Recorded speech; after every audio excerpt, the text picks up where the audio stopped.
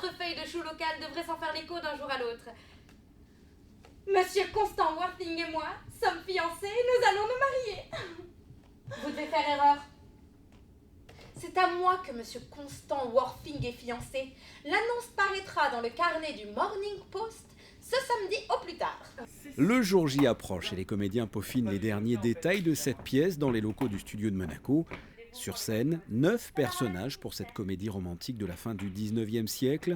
L'histoire se déroule à Londres et à la campagne. 2 jeunes gens, amis, s'inventent des êtres fictifs pour échapper aux carcans sociaux. 2 jeunes filles rêvent d'un grand amour qui répondrait au nom de Constant, d'où le nom de cette pièce, l'importance d'être constant. À cela se rajoute une mère rigide et fantasque, une gouvernante sévère, un référent atypique, un majordome impassible et un garçon de ferme rustique. Tous ces ingrédients donnent une comédie anglaise aussi douce que déjantée. C'est une histoire d'un grand imbroglio à propos de certains prénoms et de savoir... c'est vraiment... ça joue sur les quiproquos et c'est une histoire de prénoms un peu... dans l'Angleterre du début du siècle. C'est une pièce qui est à la base de toutes les comédies romantiques anglaises et que je suis un grand fan de ce genre de film. Et donc, du coup, c'est une pièce que j'aime beaucoup et que j'aime beaucoup Oscar Wilde. Donc c'est pour ça, avant tout, que j'ai eu envie de jouer ça parce que c'est quelque chose de très léger et de très très bien écrit. Et voilà, il y a vraiment un côté anglais qui est vraiment dans la finesse. Hein. Et on ne s'attend pas aux choses qui vont arriver. Ouais, je t'en supplie, tu me le rends maintenant? Oui, mais pourquoi diable ta tante tient-elle à t'appeler son oncle de ta petite tante Cécilie avec ma plus tendre affection pour son oncle Jack? Il n'y a pas d'objection, je l'admets, à ce qu'une tante soit une petite tante. Mais pourquoi une tante, quelle que soit sa taille, appellerait-elle oncle son propre neveu?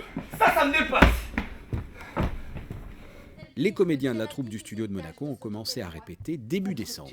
Ce sont des comédiens très investis parce que ce sont tous des comédiens qui ont un travail à côté, donc qui viennent 2-3 fois par semaine pour répéter et qui sont très, très, très à l'écoute de ce qu'on peut leur demander, même s'il y a des bons moments de rigolade aussi, mais c'est la pièce qui le veut.